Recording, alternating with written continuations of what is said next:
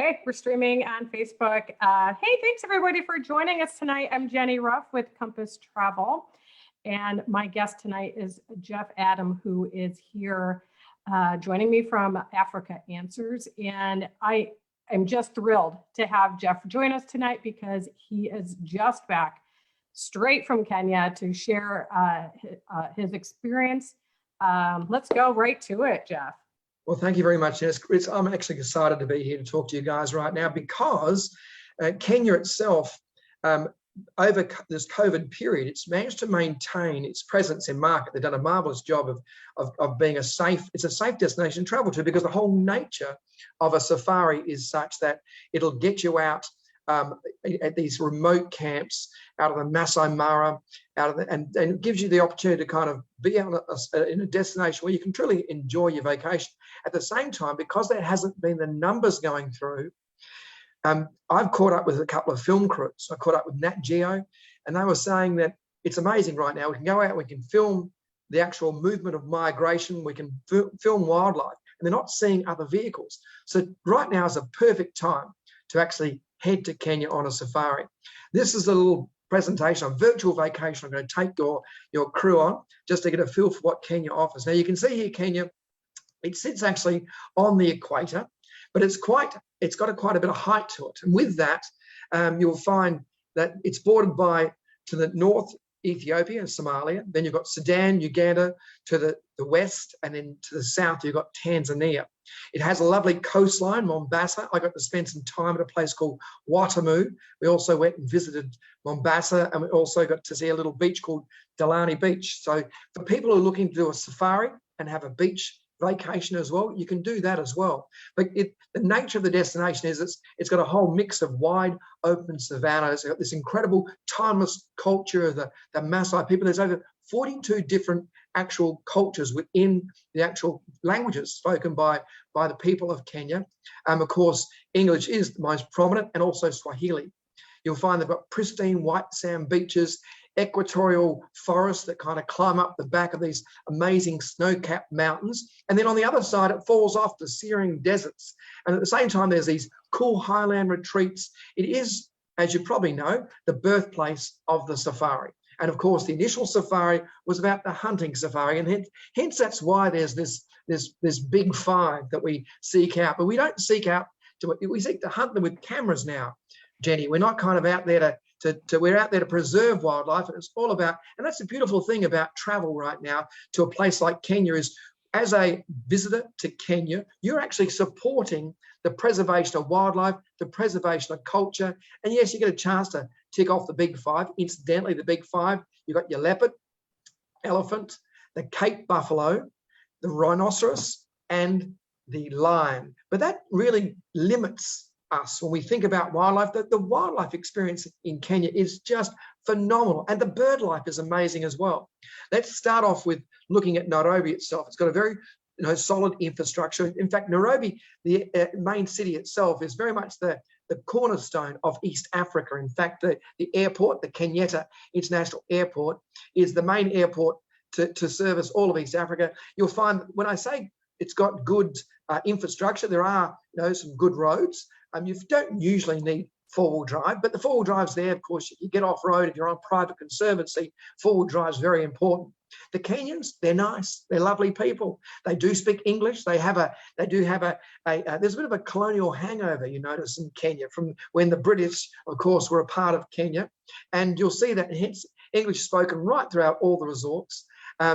Getting to Kenya is first step, and there's a number of airlines like Emirates, which fly you via Dubai. And let me tell you, Dubai, this year, Dubai is hosting this big event, this expo, Dubai Expo, which runs for 6 months. So you might want to drop into Dubai, one of the most futuristic cities in the world, and then 48 hours later, you're on the plains of the Masai Mara.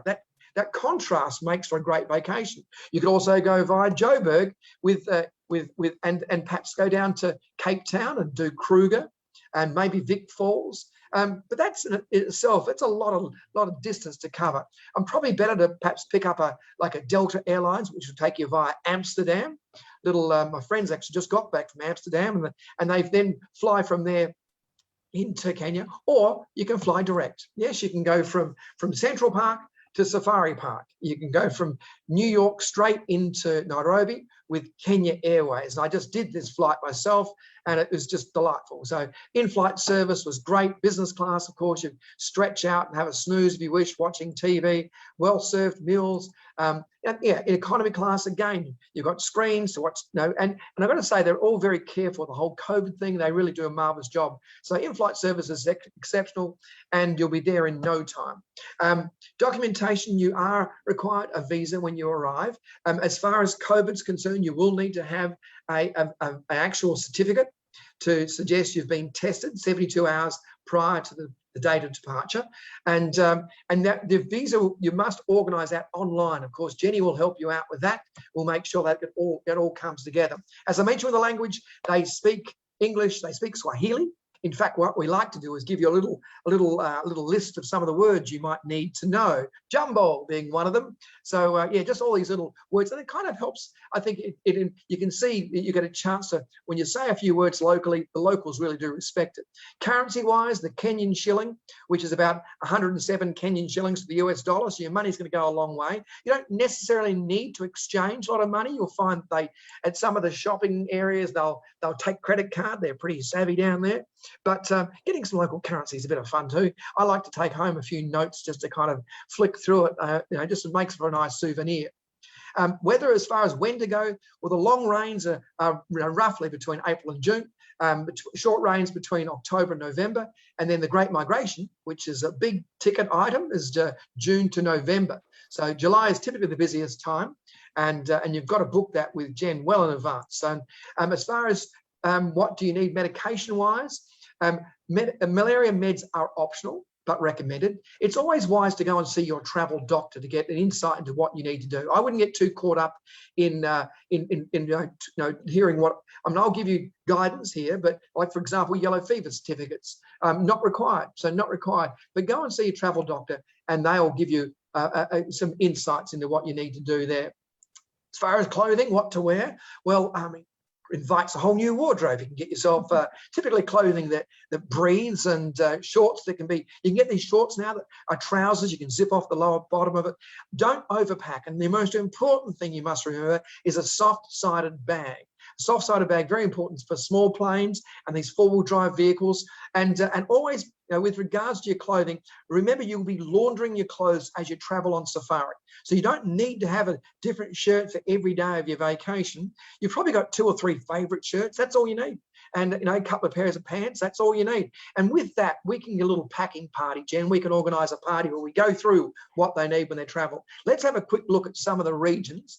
The Highlands regions, which takes you from the basically north of Nairobi up into the Aberdare National Park, up to Mount Kenyon National Park. There's also the Southern Highlands, which is the area taking you in from Masai Mara.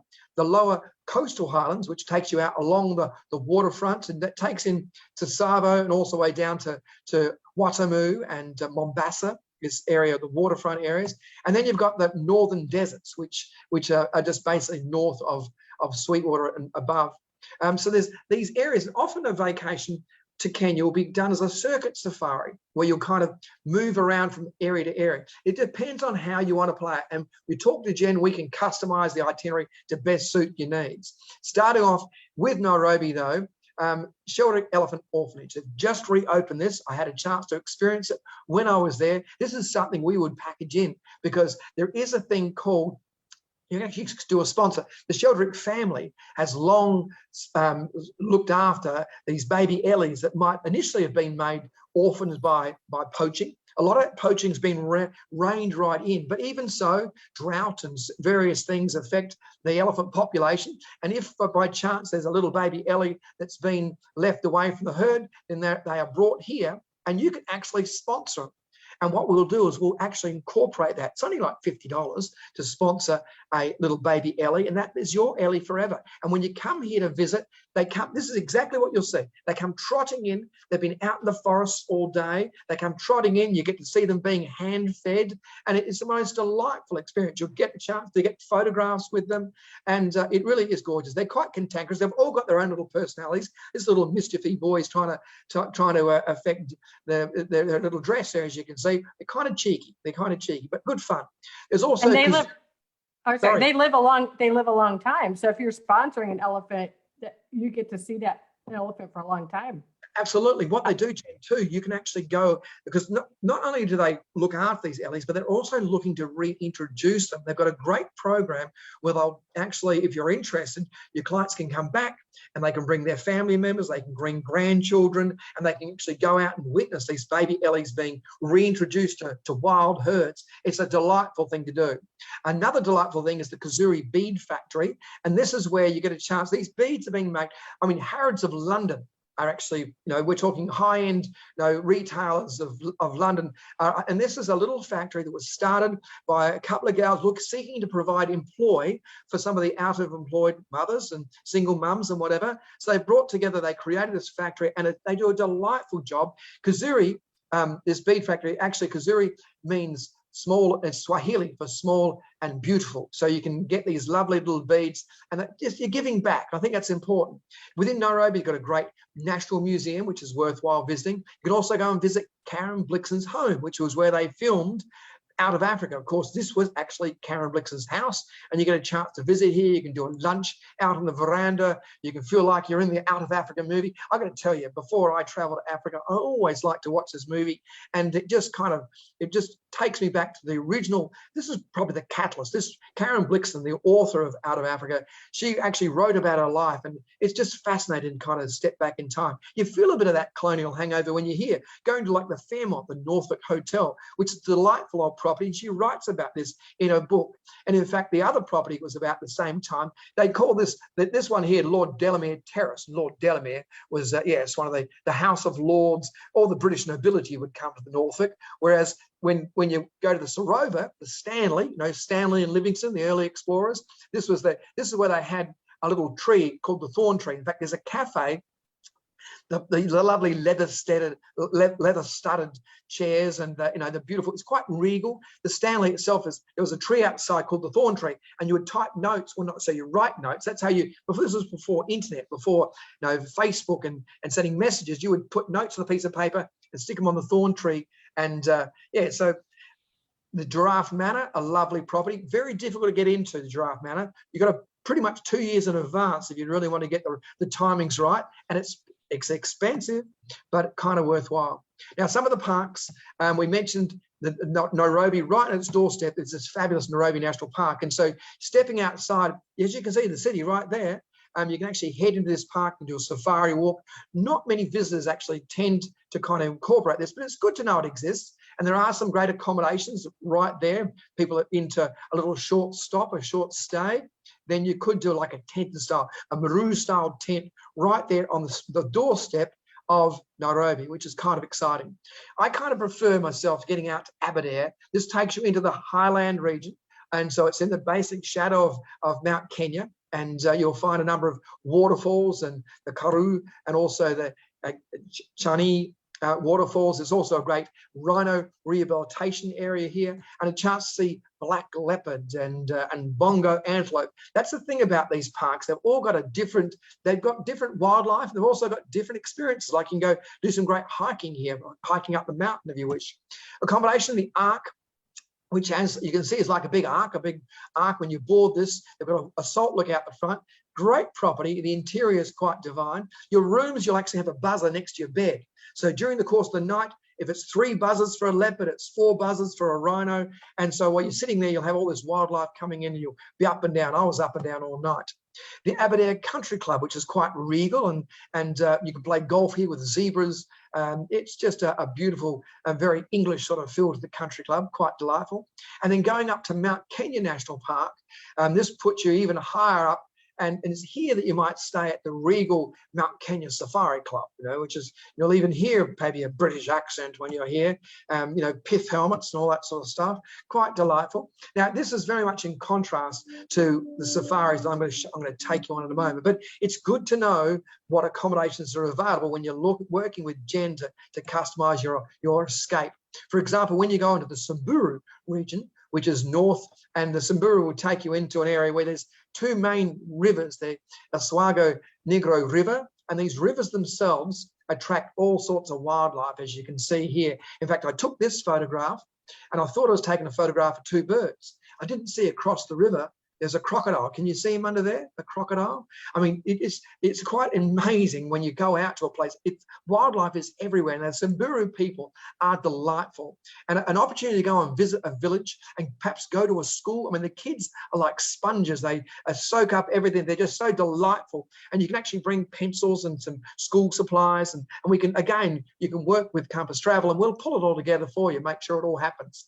Joy's Camp, which is named after Joy Adamson, who you might remember from the story Born Free, that wonderful movie back in 1966. You can actually stay at this delightful camp written about these lions that Joy basically looked after and brought back to the wild. So here you are, in the footsteps of Joy, and picnicking for two, staying in these lovely Maru-style tented camps where you're looking out from your bed. It's just delightful. I mean, in the morning you'll wake up, coffee will be served, steaming hot cup of coffee. It'll be dark. You'll have little cheeky Vivek monkeys kind of chasing around. You'll board your Out of Africa tour and you'll head out on safari, and it's just fabulous. And you'll come back after that morning safari, a lovely hearty brunch is being served. Midday, you might sit back, have a tusker. There's the boy there with a tusker in his hand. Oh, you might go on local village. You might go and visit a local village. I mean, there's lots of itinerary ideas we can pull together. Like, for example, Liwa. Now, Liwa is a wildlife conservancy. Now, this conservancy is actually protecting wildlife, and they've got a great program with regards to black rhino, and they do have the big five out here. They've also got, in this northern part, you'll find the gravy zebra. Now, see the belly of the zebra, how it's all white? They ran out of ink. Yeah, the gravy zebra has a white belly.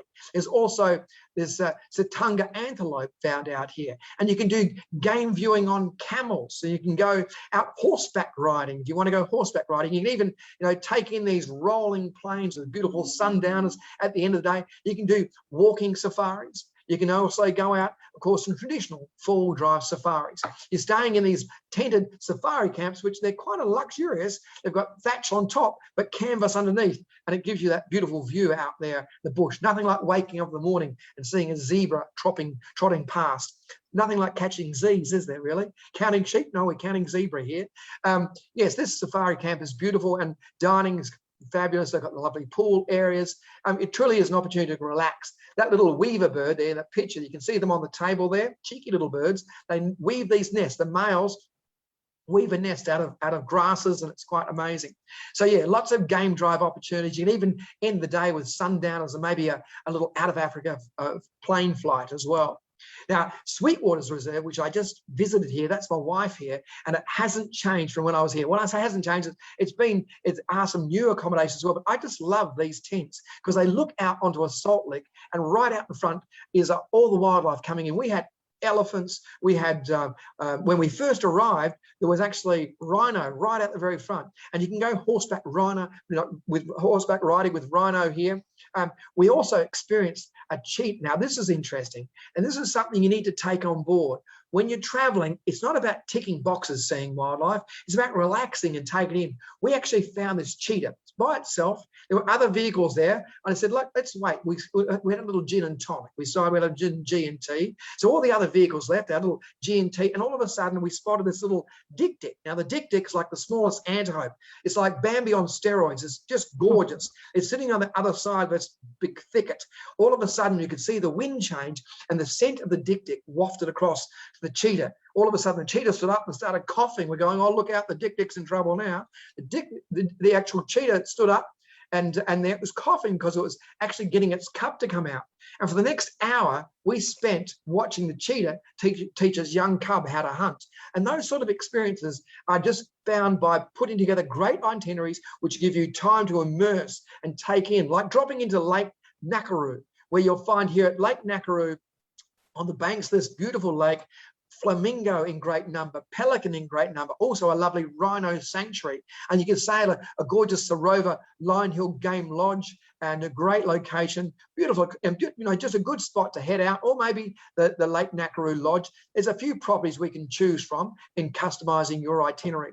Now, the Masai Mara, of course, is high on the list of things that you want to include. And getting out here to this national reserve, a big draw, of course, is the actual migration, which kind of starts in July through to November. Now, it's not a science here. It's all about the actual rains. When the rains hit the plains, then the grass shoots come up, and the wildebeest and the zebra will migrate. Also, the chance here to go and visit a local school and have that cultural experience again is available. And staying here in a place like the Mara Serena Lodge, which gives you lofty views. It's built up on the side of a hill, fabulous views out over the actual plains. In fact, I actually experienced my first balloon flight from here, and we lifted off the ground. We were actually on the side of this hill, and when the balloon filled up with air, we pushed away, and the land gave way below us as we moved away from the mountain. All of a sudden below us, you could see the plains of Africa. I mean, zebra was scattering, and below we could see the river as we followed the Masai Mara area, this beautiful river. And below us, at one point, we had a cheetah running right below us. We could see the shoulder blades of the cheetah contorting. We see the shadow about 20 foot long. It was just magic. And then slowly we kind of made our way back. We passed over wildebeest. We stopped under a big plains tree, and we had a champagne brunch. What a great stay. And it's staying out here, Elephant Pepper Camp, as Maru style tents, and that lovely out of Africa experience. So for those that know the writing desk to write your postcards back to home, I mean, it's just delightful. Just a gorgeous camp. There's also Karen Blixen Camp, yes, named after the author Karen Blixen. This is a good 5-star property, and at the same time, it gives you that they're all en suites. These tents have got en suites, and you can head out on guided walks and day and night safaris. Yeah, so the game drives, because you're on a private conservancy, open up the opportunity. There's also philanthropic projects where you can get involved with the local community and really giving back. And I mean, the whole nature of the safari experience, it's great for kids, it's great for families. And it's also great for the people that you're visiting, because you can providing opportunity for them to get involved in hospitality, into cookery schools, and to learn a bit about the whole nature of giving back, like forestry projects. So that's just delightful. Then heading down to Amboseli. Amboseli is the one that has the fabulous views of Mount Kilimanjaro, the rooftop of Africa. And actually from Observation Hill, you'll be able to take in these wonderful marsh areas, which provide great access. All sorts of wildlife and bird life are coming in here, and side by side with the Maasai herding their cattle.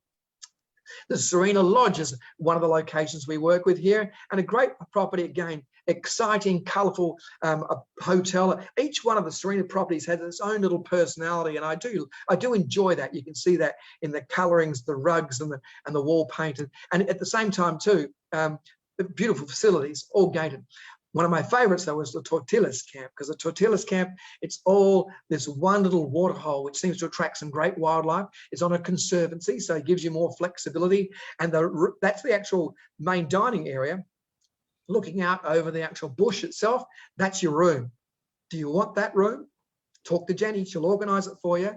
And let me tell you, this is one of my favourite camps. That is the view from bed.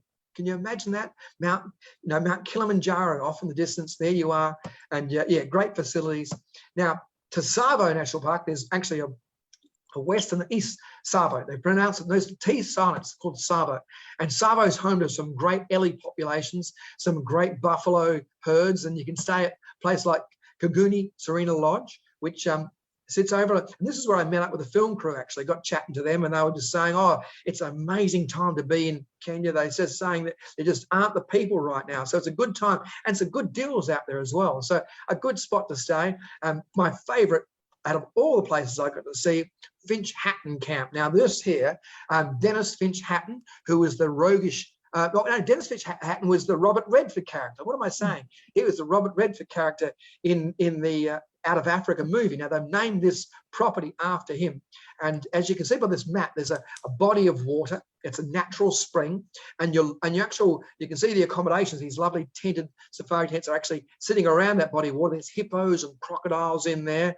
And you've got the main reception area, which is open, looking out over that body of water. So it's here you'll come for breakfast. Your rooms, though, are just beautiful. Look at that chandelier. And I mean, it's the lovely the writing desk on one side, a liquor cabinet on the other, and it's tiered. So behind that bed head is the actual wash basins. There's twin wash basins. There's a shower. There's an outside shower. There's a beautiful claw-footed bath. Just beautiful. In front of this, we turned around on this spot. We'd be looking out onto the deck area. So, you know, I can tell you one night I was staying here and I woke up. I had a hippo outside rubbing its back up against by the actual side. It was giving the whole place a bit of a shake. It was just phenomenal, quite the experience. So that, my friends, is a nice little introduction to the safari experience. Jen, I didn't start talking about the beaches, but maybe we can have a bit of a general chat about that now in our question and answers with our Compass Travel question and answers time. Yeah, so I'm just going to look through some of the comments. So that kind of itinerary that you kind of went through, about how long do you recommend people plan?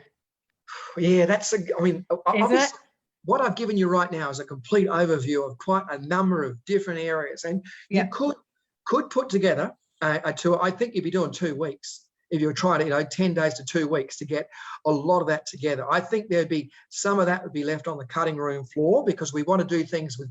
I think the biggest mistake we make when we travel on safari is trying to include too much in. And when you start and do like a 2-night stay, well, Jen, you know what happens then. You're flying in, you've got one night, the next day you've got morning and afternoon game drives, and then you're leaving the day after that, and that's just too rushed. A lot of these properties, when we look at what we're looking at right now, that's a Karen Blixen camp there right now. I mean, there's a morning or two when you really want to just stay in bed. You want to just pull those drapes back. You want to have that coffee out there on the deck. You want to look at the hippos that are in the pool in front of you. I mean, the wildlife comes to you. You don't need to be bounced around. I mean, there was a funny story with my family, actually.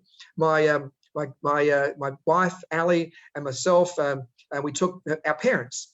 And one of the days, Ali's dad decided he was going to stay back. He decided he didn't want to go, so he stayed back in camp. Well, we had a great time out. We got back and he was so excited. An elephant had walked through the camp while he was there on the deck having a coffee and stopped and just he said it was like.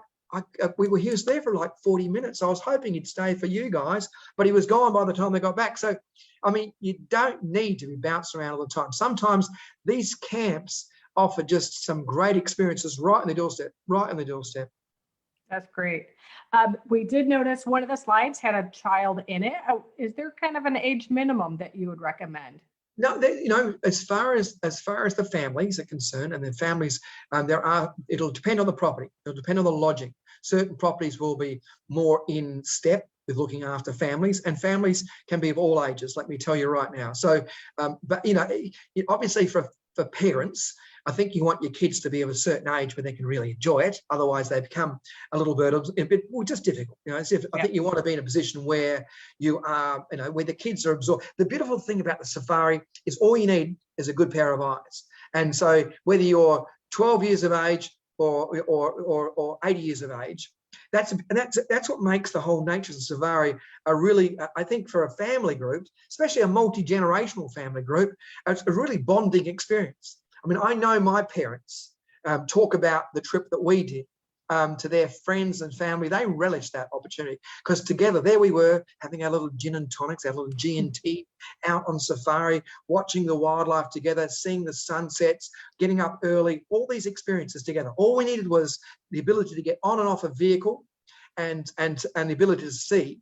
And even then, I shouldn't say that because you don't need to even see that. There's the smells of the bush, the sounds of the bush. I mean, that's the lovely thing about the safari too. You don't, even for people who perhaps are are challenged by mobility issues, again, you're on a vehicle. And like I was just kind of venturing to suggest there, I mean, without sight, a safari, I mean, the sound, your ears are just heightened with excitement. The smells. I mean, I woke up one morning and I'm going, whoa, what's going on here? Something's happened. And I opened up the doors and there's like 100 zebra had marched through our camp out there on the plains of the Masai Mara. I mean, that sort of stuff happens. So yeah, the beautiful thing about the safari is it's for everybody. And the one component I haven't really touched on, which is the beach. Now, I want to just mention, Jen, there's a couple of areas on the coast, north and south of Mombasa. Mombasa itself is the largest coastal port, quite a busy port, but I think for Compass Travel clients, I think we'd probably be more inclined to go to either Diani Beach or perhaps go to Watamu. Now, I loved Watamu. Watamu is just like this retreat. There's some lovely history. There's the Getty ruins, which date back to the 12th century. I mean, the whole nature of the Swahili. We talk of this word Swahili, which is a language now which is spoken right throughout Africa. You go from South Africa all the way north. Swahili. Now, it was brought about because of the British actually helped kind of bring this, but the Swahili came about too by a lot of the traders. We're talking Omani traders going and picking up spices up and down the coast of Africa, Indian traders kind of doing the same run. All these cultures kind of combined together. They missed the northerly winds going back, so they stayed for a season, and all of a sudden families and babies were born. It's this new grouping of people called Swahili. So yeah, there's some great history, and the coastline is a completely different environment, and maybe a nice way to finish after an arduous safari, bouncing around on four-wheel drives. You can go and have a nice little beach break now down in Diani Beach or in Watamu. So that sounds perfect. Sounds all right. Yeah. So looking at all these resorts, there's not a lot of guests. These are not big, massive resorts that we're sending people to. So if someone had maybe a small group, about what size would you think? About 12? Yeah. Well, it's all about vehicle size. Your vehicles themselves are going to take like 6 to 7 people in the vehicle. You've got a driver in the front, and typically in these COVID times, it's typically the drivers in the front. We have 6. Each person, therefore, gets a window seat. That's very important. They want to know that we're not pushing people in like sardines. They've got plenty of space, and a lot of these vehicles too will have a pop-up, so you can stand up and look outside, and so that's important. So really, your groups are basically in multiples. You can say of 6. 6 to 7 in multiples, and then it's a really it turns about if you're looking to get a family together, and that's the nice thing too. The dynamic of a family group will be that certain people will go and move around other vehicles. I mean, some want to sleep in one morning, don't want to get up early. Others do, so out goes their vehicle. But everybody will engage. The beautiful thing is around those meal times, everybody gets back and they're all talking about mum and dad who didn't go. They went and had a massage. They're talking about the great massage. The guys that went out in the morning and did a balloon flight and got up early, they're talking about the balloon flight. The other ones that went out on a private safari. Yeah, for a group, the dynamic is fun, but it's always about multiples, because it's all you got to think about that vehicle. I mean, if you don't have to fill those vehicles either, I might add. It's not necessary to get exactly the number, the multiplication of 6, 12, 18, and so on. But that's what you've got to think about. That's what we're looking at. Right. And that's the great thing that we at Compass Travel love working with you, is because, we're going to sit with the client, kind of interview what it is they want to see. I always get the question, would they want to see the big 5? That's always the big thing. Well, we're going to create a custom itinerary. I'm going to call you up and say, this is kind of my time frame that my clients have. This is how many people. And if you've got 2 people, if you've got the 12 people, we can make it happen just how you want it.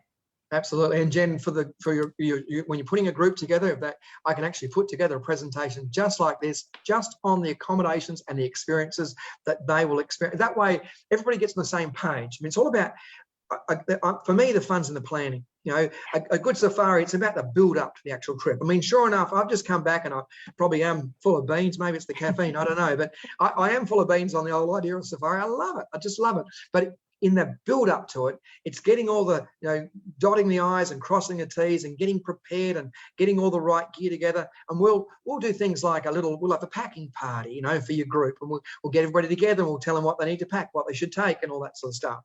And that's important. It's about being well prepared. So when you're there, you are going to have the best time knowing. You can know exactly what to look for and what to do to make it the best vacation ever. Great. Okay, I flipped through. That's all. That was all the questions I had. So if anyone's just catching us right at the end here, you can watch it at any time, start it over. I will also download and have a recording that I could send to you. So again, if you're watching it later, you have questions, give me a call. Did you have a slide with my contact information? You know, sorry, Jen, I got the, yeah, I just put the Compass logo on there. That's right. I'm so sorry about that. No. Well, you could send us a Facebook message. I monitor those, or Stephen or Scott. We look at that, or just give us a call at the office at 815-756-1547. Leave a comment here. I'll be checking those comments because you can watch this at any time. And I expect this one to be viewed over and over. There's so much information. And I know myself, I want to go back through and look at these hotels. They're amazing. Yeah. Well, this is just scratching the surface too, Jen. Right. As you know, we customize based on budget and what people are, what they're trying to experience. And so, yeah, contact Compass Travel. Have a chat to Jenny. Great. She'll get things rolling. And then if you need to talk to me, Jen, you can always bring me into the loop as well. So I'm more than happy to help your clients out. Fantastic. Thank you so much, Jeff, for joining us. And I look forward to working with you in the future. And I look forward to booking some of these wonderful Kenyan safaris. Thanks. Bye-bye. Jumbo, my friends. Take care.